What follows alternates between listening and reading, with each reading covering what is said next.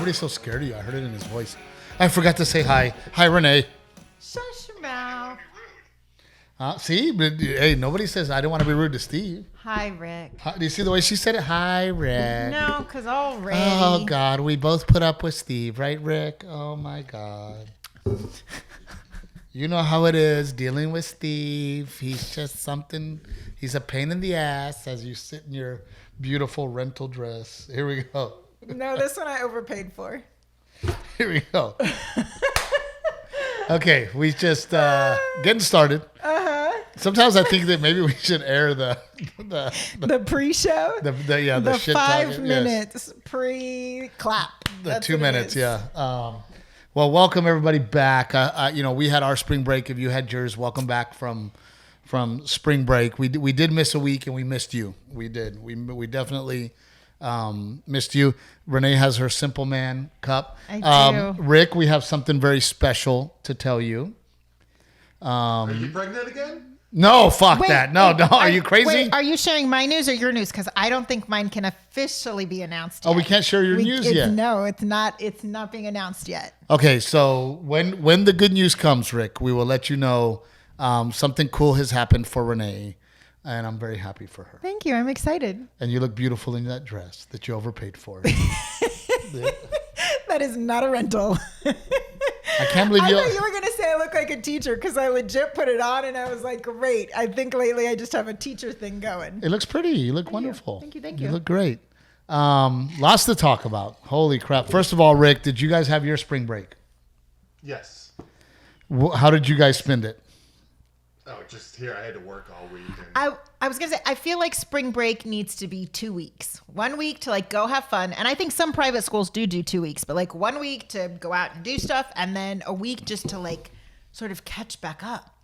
Well, I don't know if I would like year-round school, but year-round school kind of does like breaks throughout the year. Chunks, yeah. You know, and I mean, I always feel like, you know, number one, spring break is very needed. Yeah. But during the school year, it's just a scrap. Like I feel like it's like activities and school, and you know, and you're just like, God, I just got to make it to spring break. Well, spring okay, break. God, I got to make it to summer, right? And spring break feels like whiplash. You're like, oh, holy shit! I just made New Year's resolutions, and we're already the middle of March. Like, how did that it's happen? crazy. And Easter's right around the corner. So, what did the boys do anything special, or Gigi? no, we had some friends over for the kids quite a bit, but no, wasn't. It was pretty boring. Pretty, what's the word? Lackluster. Yeah. Well, we as in Renae decided that we would do Florida for spring break. So, you know, No, what it was I forget where they had you booked, but they had you booked in a not really vacation-y spot. And I said, if Steve goes there while the kids and I are in spring break doing fun stuff, he's going to be such a big grump. No, Can we please find somewhere else to book him around spring break? no, we're very lucky that we get to choose where we, you know, where we want to work. And, you know, we decided to book in spring break with Palm Beach and Miami and then spend 4 days in Marco Island, Florida, which is a very special place to Renae and I. And we have great friends that have a home there and a boat, and we fished and we had a great time. But what I want to start off by talking about, number one, yes, we had a great time. Palm Beach was completely sold out and a huge success. A beautiful theater. Beautiful theater. You know, the Improv Comedy Club is basically rented a theater to run their shows out of a theater versus the comedy club, because the comedy club is under construction. So we ended up selling it out. Really great theater, really great place. Mm-hmm. It was just different because, like, you know, normally I have my bottle of Crown, my bottle of, you know, the little things in the back that I like to have for guests and friends. And, well, this in particular was not like a comedy club and not like a normal gig. A normal gig, we're allowed to bring all that stuff in and have it. This gig, they were like, oh, you want a bottle of Crown? It's $350. You know, you guys showed up, Rich and Gigi, and you guys after dinner, you guys all wanted wine. I had to buy those bottles. Yeah. Like $125 each. Yeah. For these bottles. And I was like, fuck, man, I sold your theater out. Yeah. You know, and I can't get a freaking $35 bottle of Crown. You want to charge me $350? Like, that's crazy. Yeah. Right? That's 1,000% That's like markup. Vegas, like club prices. Yes, it was crazy. So I ended up having to buy my drinks individually. And then Kyle later on was like, yeah, dude, you paid $40 for 2 Crown Royals. And I'm like, and they couldn't give that to me for free? Like, Yeah. that felt kind of shitty, right? Yeah. But it is what it is. It was a great weekend. That's how we kicked off. That and then, but you said that, and I was like, oh shoot. Well, now it makes me wonder about your guest experience too, because we're always so concerned about that. Like they've already paid so much for a ticket, and now 2 drinks cost them $9. $9 a drink. Yeah.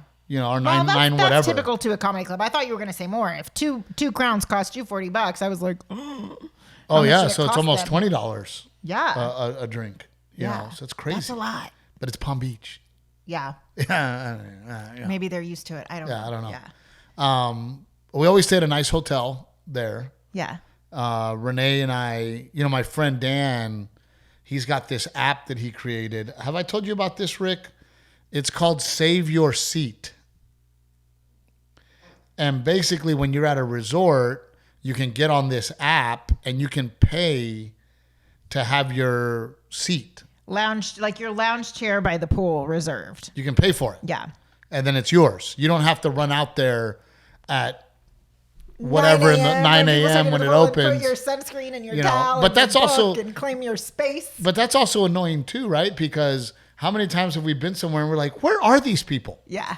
Like they just put their shit there. They clearly haven't been here at all. Yeah. They left their goggles and their sunscreen and a bag, and you're like, well, does that technically count as, couldn't I just, so what we noticed at this hotel, there was a big fight because I think what they say, 30 minutes.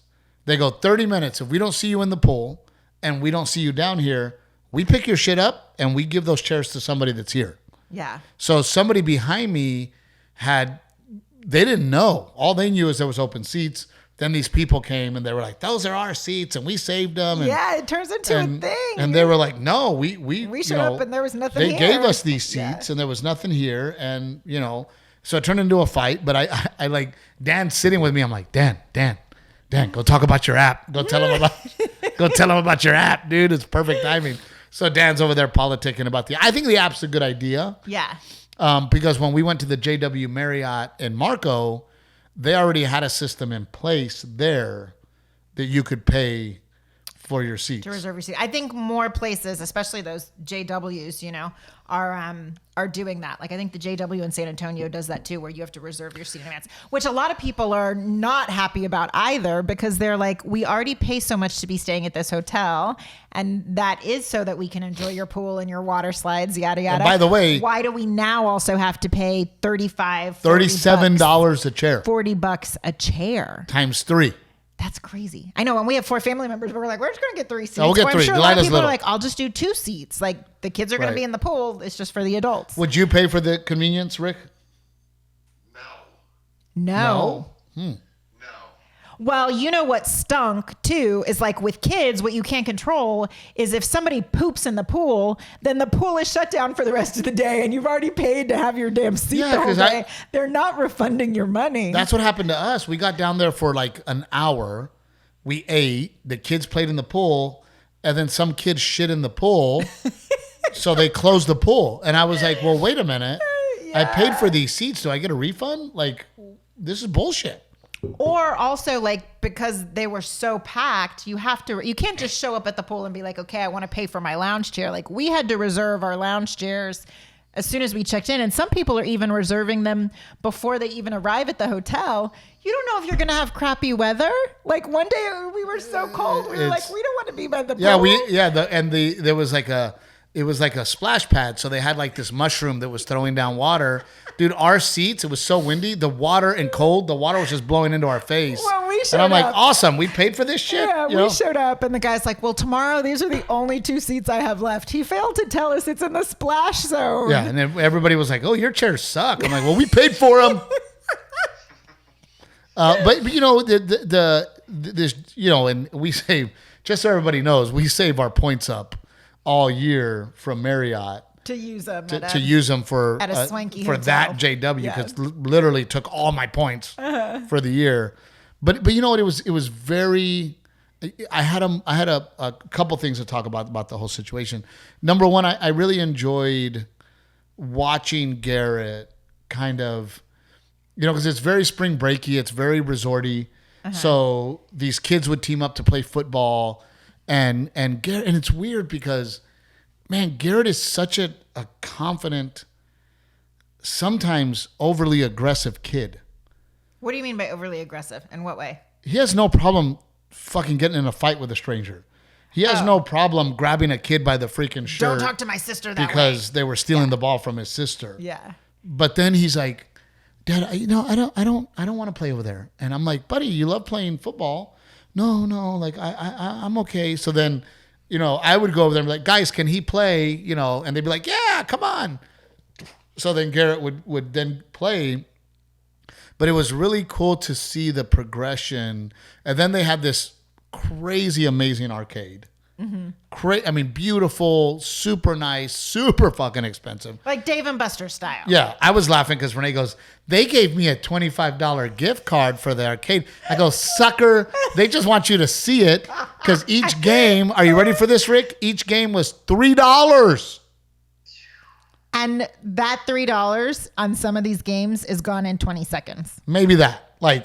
So they don't care. They're like, here, have a gift card, stupid. Yeah. You're going to go spend $400.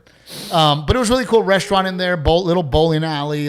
Very Dave and Buster's. It was really cool, but the kids could go alone. So I would tell Garrett, because, he's 9, going on 9.5. Yeah. And I said, hey, buddy, do you want some freedom? Do you, Dad, I don't. Meanwhile, we met this one kid. I don't think he had parents. Every time I was in the elevator, he was in the elevator. Every time Garrett was playing a sport on the grassy lawn, he was on the grassy lawn. I don't know. We never saw his parents, but he was very outgoing. He was 12. Yeah. But literally, Rick, there wasn't a time I saw him with parents. He was just roaming the property every single day. For 4 or 5 days. Hey, what's up, Miss Renae? Yeah. What's up, Steve? See him at Mr. breakfast. Steve. Yeah. He just got an ice cream cone in his hand one time. And just fucking, then he's playing ball over here. And it's just the go of the place. We couldn't find the arcade. We ran into him in the elevator. He goes, oh, I'm headed there. I'll show you how to get to the arcade. Yeah, follow me. This fucking kid was homeless. He might be a ghost. He might even be a ghost that lives at the resort. Who is this kid? But living the life. But it was really cool because through the week, I saw Garrett make friends. I saw Garrett, by the last day, dude, Garrett was like, later, I'm going to go play with those guys.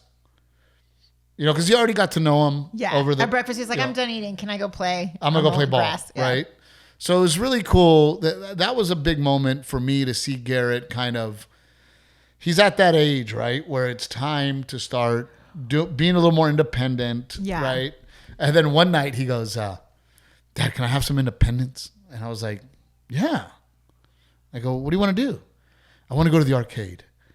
But can you walk 30 feet behind me? Can you sit at the bar? Because there's a bar kind of attached. But don't talk to it. me. I want to do it all on my own. Just be at the bar in case I need more money. That's what it is. But he was like, and then I ended up in the elevator with him on that deal. And I was like, hey, kid, where are your parents? And he was like, Dad, what? I go, no, where are your parents?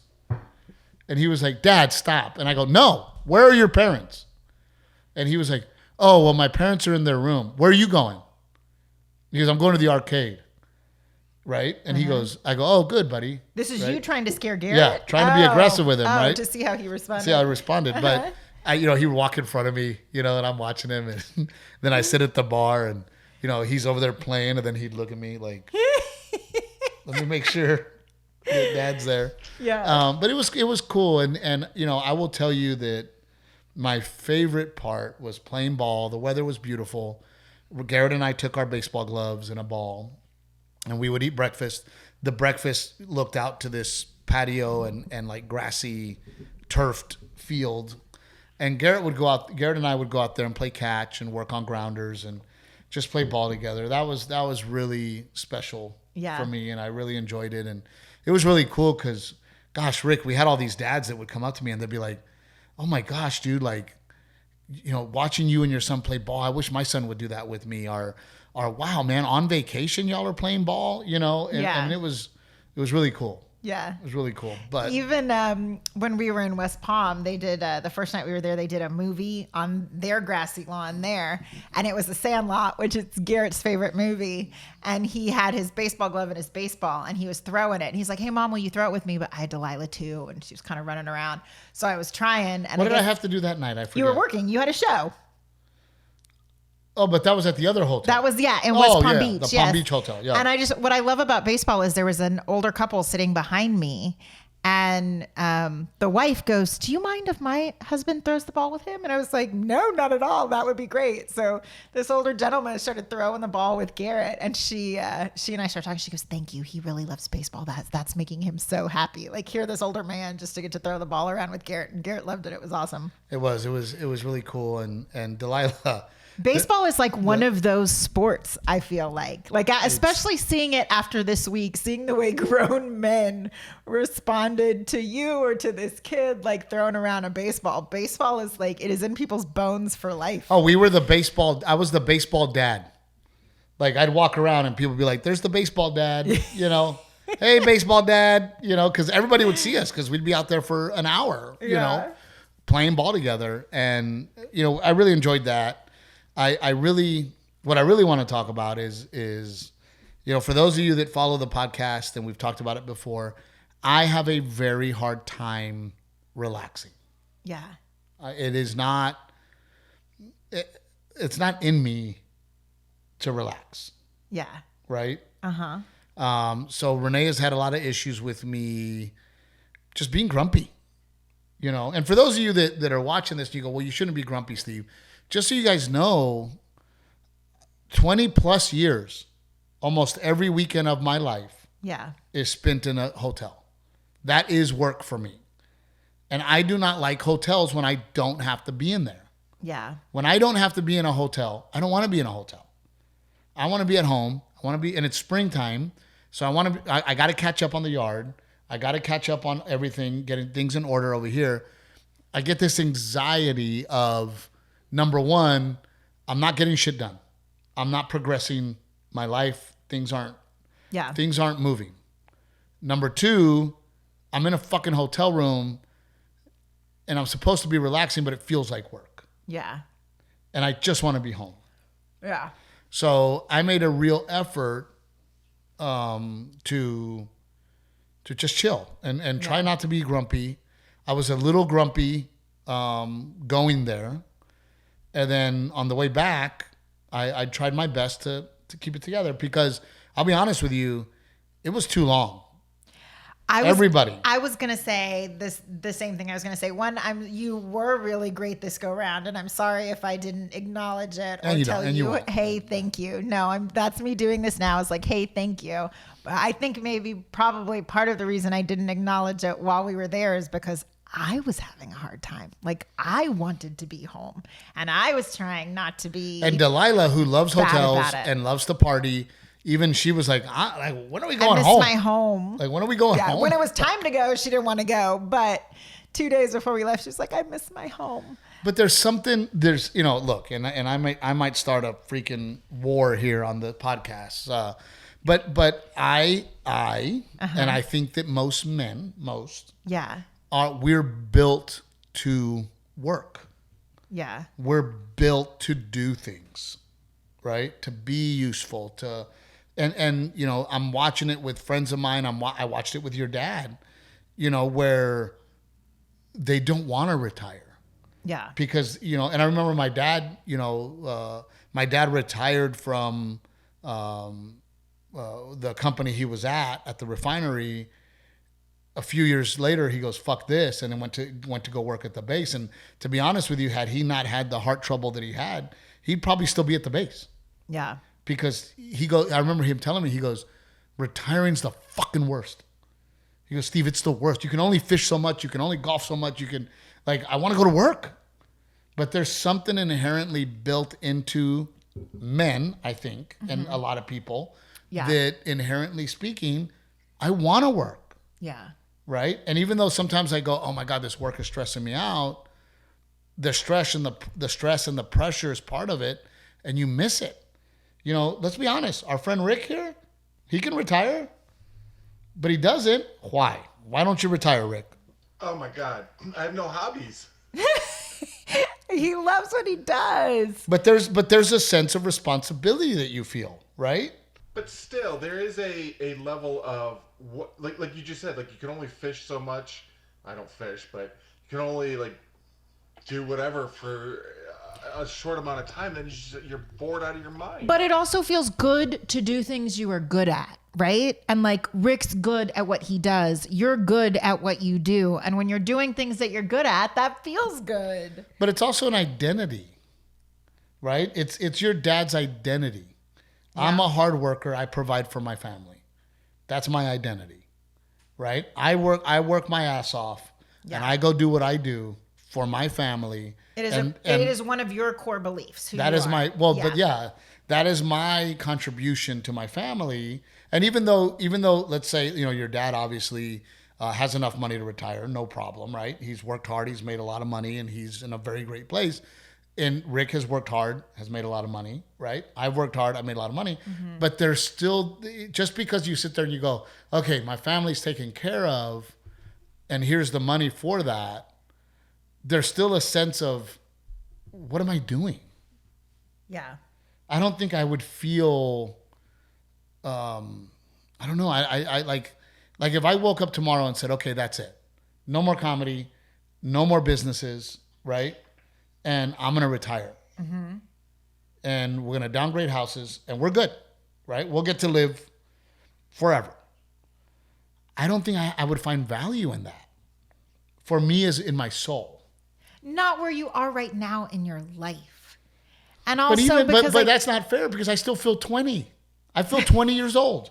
So when I'm 60, I'm still going to feel 20. Yeah, but there's like life phases. I don't disagree. Yes, there's life phases, but there's still a sense of... At some point, you're not going to feel 20 anymore. I don't know when that's going to happen. I feel great. I feel 20. I hope you always feel 20. I like to have fun, right? I like to go and have a good time. I don't... I'm not the dad at baseball practice that sits on a bucket, right? I'm out there running with the kids. I'm doing push-ups. I'm throwing the ball. I'm working. I'm setting up the nets. I'm doing all that stuff, right? So I don't know. It's hard to look at a man and go, man, just retire. Hang out with your kids. Hang out with your grandkids. That's what you told my dad. I know, but I'm telling you that it's hard. Yeah. Right? Yeah. Don't you agree, Rick? I think it's also easier if you hated your job your whole life. Yeah. You're looking forward to retiring. Yeah. But even if you hated your job, why did you do it? Baby. You didn't. Really? No, let me explain. No. You did it because you value your family. Because you're a family man. You went to that shitty job that you hate every day.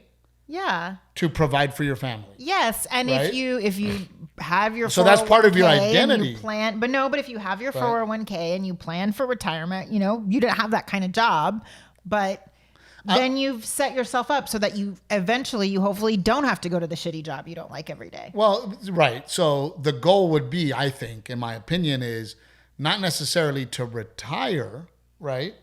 But to go do something that you can do every day. Yeah. That keeps you busy with goals and things you can do to continue. Like, for me, if I were to retire, I could look at this property and go, I'll manage this property 7 days a week, every day. Yeah. I will have something to do. Yeah. I will wake up and I will work on my yard. I will work on my home. I'll work on building the barn myself. Right. I mean, I would do that. Right. Yeah. So, but my point is that I'm still contributing. I'm still doing something. I think sometimes people retire and there's no contribute. They don't know what to do. No, right? I think look at a teacher, for example, right? Like you and I talk about, oh my God, we spend one day at the school and we're exhausted and we're like, how do these people do this? How do they go and be an educator every day? They put in their time, they work their job, they retire, they have their benefits, and then they go do other things. They become more active members of their church or their grandkids' lives. Right. I mean, and there are some people that we know that, you go to the travel game, and grandma and grandpa, their whole life is these grandkids. Yeah.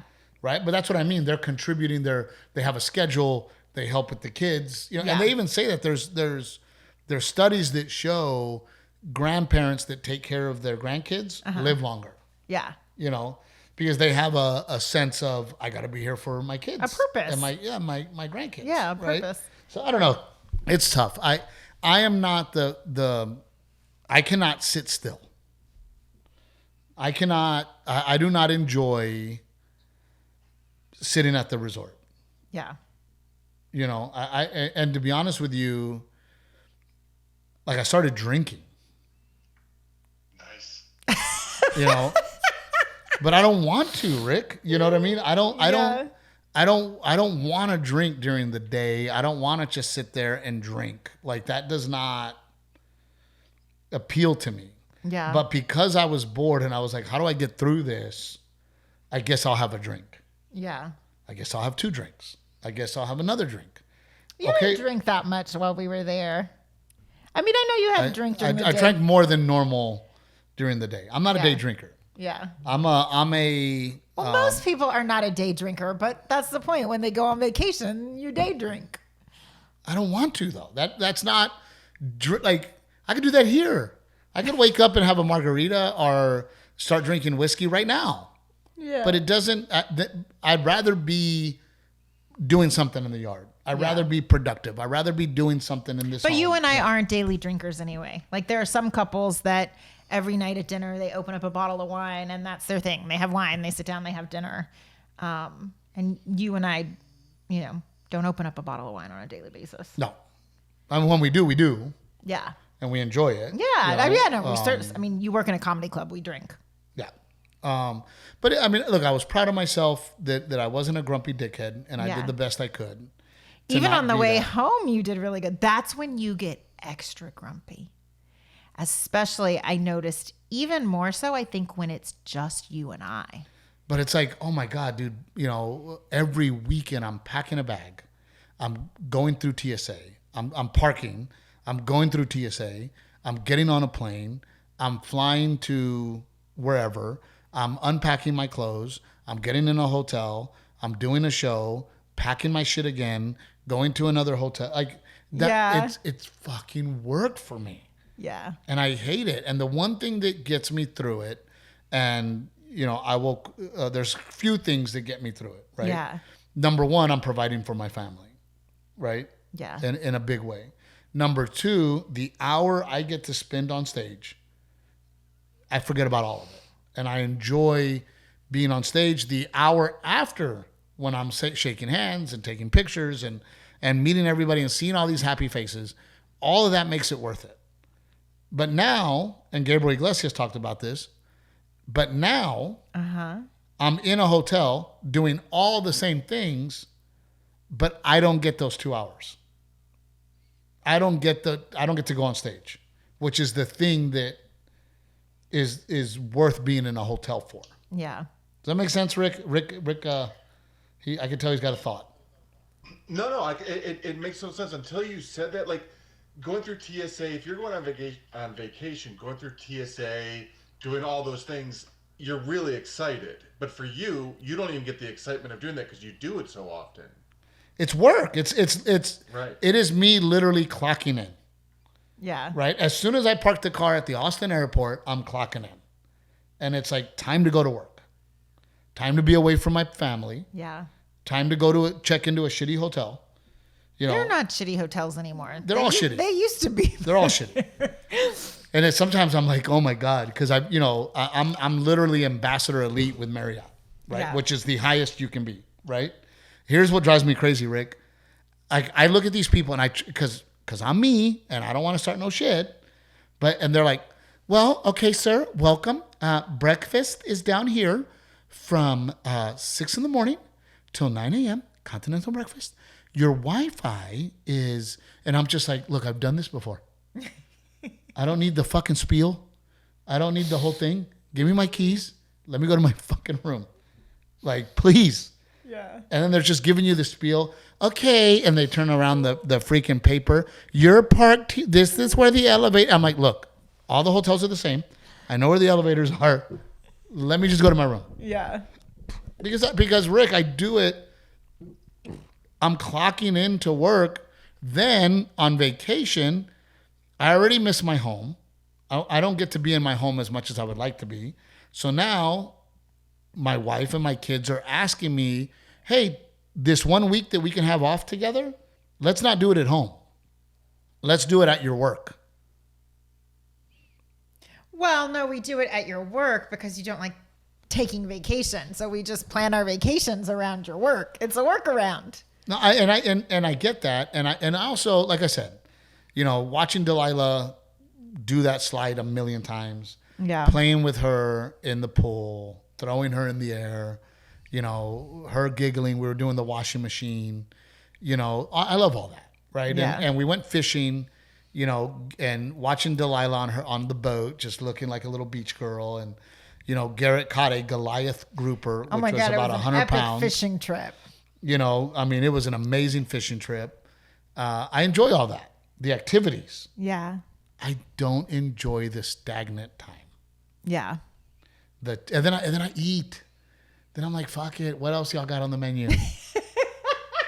Nachos, bring them. Because and I noticed that I noticed that food is an activity for me. Yeah. Right? Oh, let's go to dinner. It's an activity. There's something going on when I don't necessarily need to eat. I just need the activity. Yeah. Right? Yeah. Renae, on the other hand, you can sit on a beach and do nothing. No, I'm playing with Delilah. Like, even when we went to the beach, I wasn't necessarily sitting in a lounge chair. I'm looking for seashells with her. I'm helping her build her sandcastle. And by the way, Renae is an overactivity-er. Motherfucker, dude. I got this and we got this. And I looked at the schedule and we're doing this. And then we got to wake up super early because they're going to do crafts. And then after crafts, we're going to do this. And I'm just like, dude, these poor kids. No, they're Give them a fucking break. And then there's s'mores fun. from this time to this time. And we got to be there and we got to be here. And we got to be done with dinner. And I'm like, oh my God, dude. Fuck. Poor kids. And the kids are like this, dude. No. The kids are like sunburned, they're all beat up. Fucking looking at me. Garrett had one tear drop. I said, are you okay, buddy? And he goes, no more. Mom makes us do shit all the time. And I'm like, I know, buddy. No. My thing is just like, we're not just going to be on a tablet on vacation. Like, we're not going to zombie out on a tablet on vacation. But I felt like, growing moment for Garrett was watching him build confidence to go play with these kids. Yeah. And then that's the crazy part. Like, he won't make the initial introduction. Uh-huh. But then once he's playing, he's like, I'm quarterback. I'm throwing dimes, guys. Like, and then all of a sudden on the field, he's the leader. And then literally by day 3, they're like, Garrett's on my team. Garrett's on, like, come on, Garrett. And Garrett walks up, I'm quarterback, So when he's on the field, he's so assertive and so sometimes overly aggressive. Yeah. Where I'm like, dude, like, you're really pushy here, guy. Yeah. Yeah. Well, I'm gonna cook all these dudes. I'm gonna cook them. And he does. He freaking cooks them. But watching him grow and make those moments of growth. Well, for me, right? I asked him, like, I had a conversation with him. I said, why is it? Because he pulled me aside and he goes, Mom, like, Dad's pushing me to hang out with these kids, but I don't feel comfortable. And I said, well, did one of the boys say something or do something to you that made you feel uncomfortable? Right? And he goes, no, I'm just afraid. There was one in particular. He was like, I'm just afraid, like, I might get in trouble with him. And so I was like, okay, well, that's good. That we can talk about, like, what kind of trouble do you think you're going to get into? But that's what sort of scenario might happen, and how do you navigate it? That's what I want, right? I want him. For him to get in trouble and have to work his way out of it? Well, make the decision, right? Yeah. If he sees kids getting in trouble, walk away. Yeah. Be smart enough not to jump. I told him the story. I said, in high school, a group of parents took like 5 of us to the mall. Uh-huh. And we were going to walk around the mall, and then we were going to watch a movie. When malls were a thing. Yeah, we were probably in 8th grade. They start scheming that they're going to steal a wallet from Dillard's. As soon as they made that decision, I started walking away. They steal the wallet. They come out, literally loss prevention, tackles them and pulls them aside and busts them. Yeah. Right? They all have to go to the little mall jail and deal with all the bullshit, right? Uh-huh. But I knew right away, number one, I'm more afraid of my dad than I am the police, right? Yeah. Because I've never stole a thing in my life. Yeah. So I knew to walk away. But I was in that situation. And then not only that, ever since then, I distanced myself from those kids, right? I thought to myself, these are not the friends I want, Yeah. right? My dad used to always say, thieves and liars are the fucking worst, right? And cheaters, Yeah. right? They're the worst. Stay away from those kind of people, right? Yeah. So I made the decision. And Garrett needs to be, and again, when I was his age, I'd roam all over Gregory. I'd roam all over Portland. Yeah. You know, my spring break was spent at grandma's house, and grandma would be like, peace out, Girl Scout, y'all have fun. And we would just go and run around, and then you'd meet up with these other kids, and the other kids were into some bad shit. Yeah. And we knew to, like, I don't want to be in that, right? Oh, they're throwing water balloons at cars. Yeah, I'm not in, Yeah. right? Or they're playing in the ditch, and or somebody came out with a gun. I'm out, right? Yeah. So, you know, you have to learn those things, and talk about a safe environment, you know, because there's a lot of fucking privilege at the JW Marriott. Yeah. Jesus Christ. I mean, wow. Yeah. Right? A lot of privilege walking around there. And I never feel comfortable around that kind of privilege. I mean, the head up and the, you know, Mumsy used to stay here. You know, yeah, they had the sweaters and all the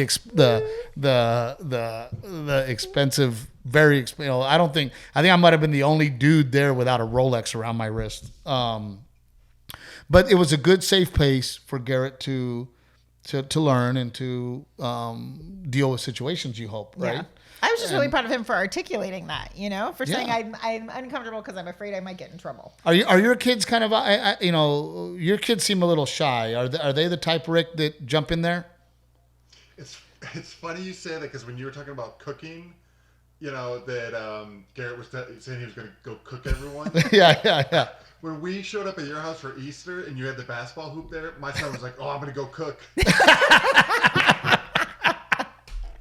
That is awesome. By the way, we're doing Easter again, buddy. We hope you come.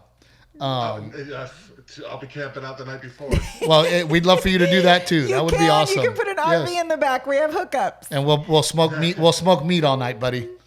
No, you got to do the fish again. I cannot believe how good the fish was. Yes, we're doing the fish again. That was we're Adam. I helped. No, that was Adam and his dad. Like Cajun fishermen came. They brought their fryers. But I know how to do it now. Showed you how to do it. And I did it the other day for Super Bowl, They showed and you how I to do nailed it. it. Yeah. Yes, I nailed it. Just so we can be clear. I'm a learner. I don't just I watch and learn. But are they the type to jump in a group and just play, or are they kind of shy? No, they're shy. They're shy.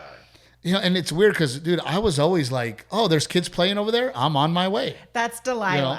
That's totally Delilah. Delilah makes a friend wherever we go in the pool, and she'll just grab them by the hand and be like, "Come here, we're doing this," you know? So just to talk about Delilah's growth, number one, she lets me throw her as high as I can now in the pool, which she didn't do last summer. Yeah. Now she's like, higher! And I'm like...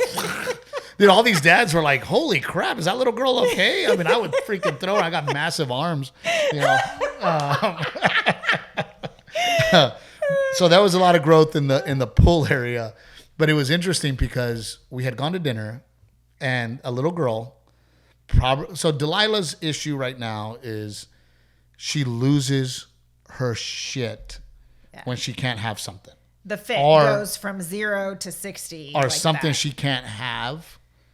She goes loses her shit. Or Like even, somebody I know. Well, no, but it's not even about having something. She will even do it because she loves art. She'll even do it when something does not go the way she wants it to with her artwork. Like if she's not happy with it, or she accidentally colored in the wrong spot and you can't get her another of the exact same page, she's ruined it. She's upset. So the way that we have continued to try to handle it is we do not match her energy. right? And we basically just tell her like, hey, this is unacceptable. You're wasting energy. You're not going to get it. And as a matter of fact, we're leaving, right?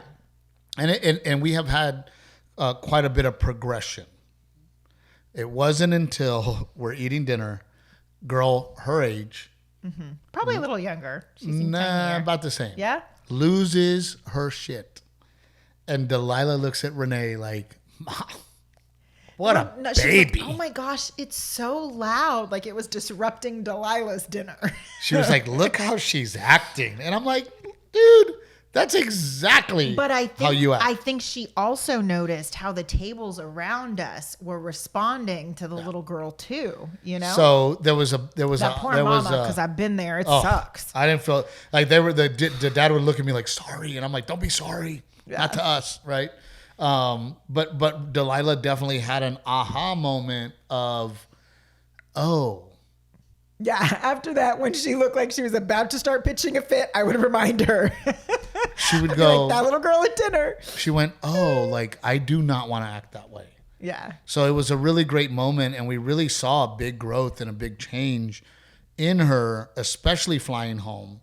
Because there was a couple of moments where Garrett went and bought a Lego set at the airport, and we had to tell Delilah no because it was already too late and we were already getting on the plane. Well, no, because she'd used her budget, which implementing that has been helpful too. I know you're annoyed, but it was Renae gave her a budget and had Delilah taken me to the Lego store.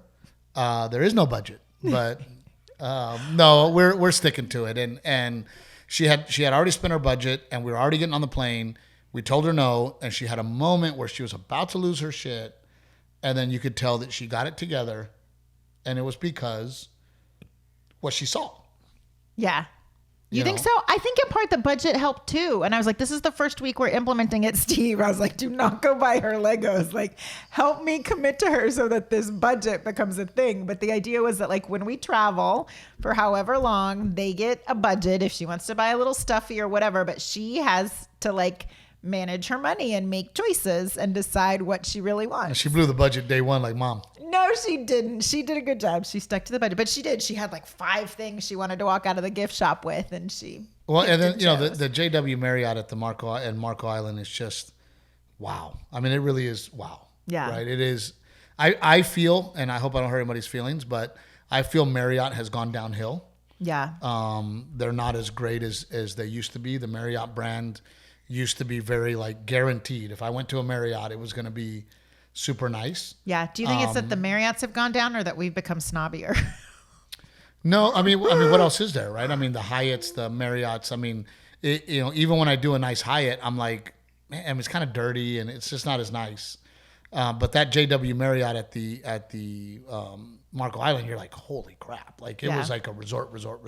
Oh, it is for sure. And then we went to Miami because I had shows in Miami, which were awesome and amazing.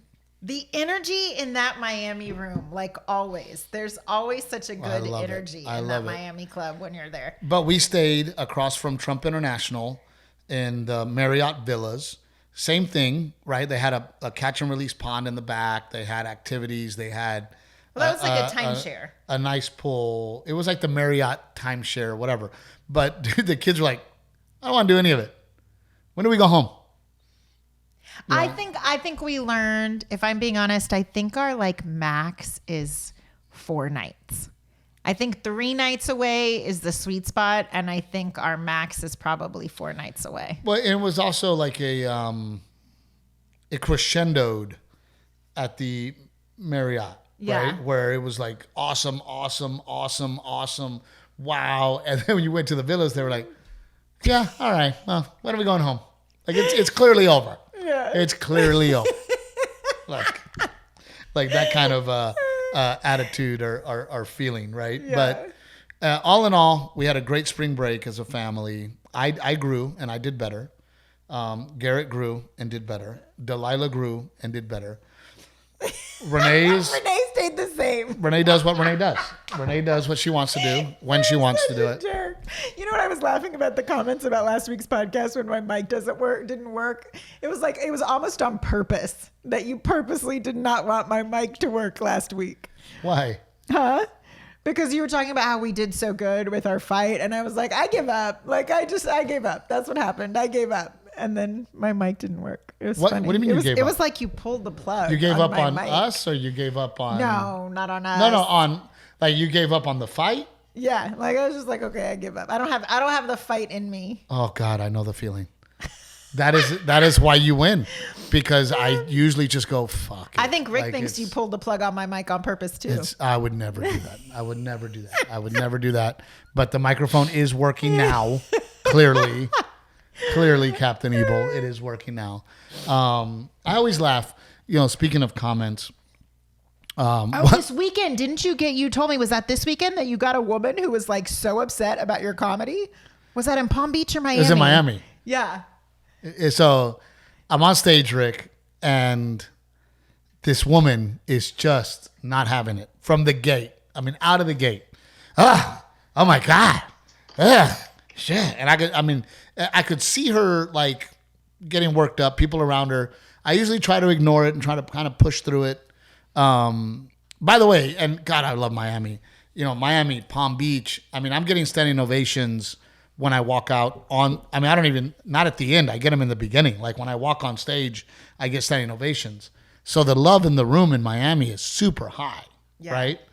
So I'm having a great time. We're having a great show, but I see this woman, then her friend, and then finally the friend goes, okay, enough, move on. Move. I go, whoa. So security comes. I go, hold on. I go, what's the issue? I go, please tell me what the issue is.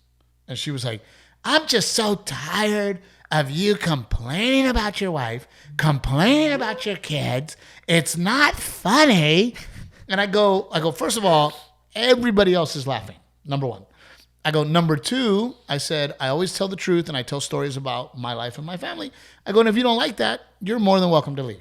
Right? And then people clapped, I'm sure. And then, people went nuts. Yeah. Right? And she was like, I just want to know, do you even love your wife? And I said, listen, I'm not perfect. I said, I'm not. I go, and in my set, I talk about me not being perfect. I go, and she's like, that's right. You're not perfect. I go, and neither are you, bitch. And the audience fucking lost it. Now, here's the best part, Rick. Here's the very best part. I go, I'm willing to guess that you're not married. Right? Uh-huh. And she was like, what? I go, where's your husband? Right? Uh-huh. And she goes, I don't have one. I go, you're divorced. She goes, yeah. I go, how many times? You didn't tell me this part. And then her friend goes, 3. And the audience lost their shit. I'm like, no wonder you don't get it. You've been divorced 3 fucking times. Yeah. So then, I go, so can I continue? And she's like, whatever. So I keep performing. And then like 10 minutes after that, she decides to leave. She walked out. So she walks out and the whole audience starts cheering. And then she's double birding me. Double fingers as she's walking out, dude. And I'm like, bye. And everybody's like, fucking bye. Dude, it was the best. Poor girl. Oh my God. No poor girl. Well, no, she probably didn't realize what she signed up for when she started, to heckle. Well, but it is. Didn't realize where it was going to go. I think that my stand-up and what we do on stage is, we saw that meme that said nobody fights and argues more than 2 people that aren't leaving each other. Yeah. Right? There's what we do on stage and what I talk about is the ups and downs and the struggles that we go through, and we still love each other. Yeah. And that's the big thing about my show. And especially right now, right? I tell a whole story about, trying to get my son to, all the things I go through with my kids now. Mm-hmm. And at the end of it, I give that moment of, it's worth it. Right? When your kids say, I love you, Dad. Right? It's worth it. Yeah. Yes, it's hard. Yes, it's a struggle. And it's the same with our marriage. Yes, I'm annoyed. Yes, we're annoyed. Yes, we struggle. Yes, I'm a giant grown child. Yes, Renae is spoiled. But you know what? it's worth it. Yeah. And that's what this show's about, is at the end of the day, it's worth it. Yeah. Right? And we stay together because it is worth it. This woman here was not willing 3 times to make it worth it. Does that make sense, Rick? It does, but as someone who lived in Miami for 26 years, shocking that would have happened. Just Yes. shocking. Yeah. Miami, for those of you that don't know, Miami has DJs in the Publix. Like, you go buy groceries and there's a fucking DJ and people are dancing in the grocery store. Am I right, Rick? I mean, it's insane. 100% right. I also feel like it might be the city where you see the most botched plastic surgery. Wow, Renae, that's a big statement. No, it's not. I did a show on it, and you're 100% right. Yeah. And it's because Rick did a show on it. right. It's all unlicensed doctors. One of the people who did on the show, they got plastic surgery in the back of a van. What? No, babe, because I'm telling you, I'm not just talking about like, oh, she No, looks butts, over like Botox. butt implants. I'm talking about like, oh my gosh, your face is permanently just like. Well, let's give it up for our sponsors. Aztec Chevrolet, they're right now helping my mother-in-law. I cannot tell you guys, when you go to a small dealership, right, and the amount of effort they make to take care of you, Yeah. and they are now willing to match any price in Texas. And let me tell you something, guys, and I'm not going to tell the story yet because we still want to see what happens. Renae and I had to go to another dealership. We had to. And the reason we had to go to another dealership is because the vehicle that we were buying was ready to go and at that dealership. Yeah, you needed to drive it. But it was a big dealership in Bulverde. I think it's Bulverde. No. Where was it? Outside of Austin. No. It was outside of San Antonio. It was anyway, huge dealership. Everything is wrong with this vehicle. Everything. We went and reached back out to them. They did not care because they are bigger than their clients. They don't care. They don't care if they piss you off. They don't care if you're not happy because they're that big. And they know that somebody else is going to walk in the door. Yeah. The difference at Aztec is they're not that big. And they know that they need you as a customer. Yeah. Right? They're in a small market. They know that they have to take care of you. They're willing to take care of you. If something happens that is morally wrong or something is not right, they're going to take care of it because they don't want to lose you as a customer. So, big lesson learned from me. Don't ever go to the dealerships outside of the small markets because they don't care. And when I complained, one of the comments that he said was, "Oh, you're going to threaten me with your influence?" And I go, "Yeah, exactly the way you are. Yeah. You're treating me, I go, you're treating me like shit because you have influence, because you're huge. Because I go, so what about that person that doesn't have any influence? Because you're telling me to go fuck myself. And I have influence. Yeah. What are you going to tell the guy that has zero influence? Yeah. They don't care. Go to Aztec Chevrolet. Go to Coastal Bend Auto Group. They will take care of you. Please. Please, please, please do not make the mistake that I made in going to a huge dealership. They'll match the price anyway. Yeah. So, Old Salt Coffee, Yes. Trevino 10, Pick Cherries. We got to see Stu. Yes. He looks Florida. great. It was good to see him. So we love our Pick Cherries. Download the app. Raw Western Wear is kicking ass. We're traveling with some of the Raw Western Wear shirts, and we're selling them on the road, which is really cool. The Guayaberas, some of them now come in beautiful pastel colors that are perfect for Easter if you're looking for something nice to wear. And I only thought about it because we need to get, Garrett needs the yellow one in his size. Oh, we're doing yellow? Because they do dad and they do, Yeah, they do kid kid sizes. too. So, yeah, the Guayaberas are beautifully colored, especially for spring. Yeah. Go check them out at rowwestern.com. That's ROWEL. Western, don't know how to spell it, .com. I'm going to have you and Garrett in both your matching Guayaberas for Easter. Family picture day at Easter. And then Rick's going to show up with the same Guayaberas in the same colors. I hope your son knows not to wear a suit this year. Oh, yeah, exactly. He was so good looking with his suit, and he came over. Then by the end of it, he was like dirty, and his shoes were all scuffed up. And Hot, sweaty. And we're going to do extra piñatas this year.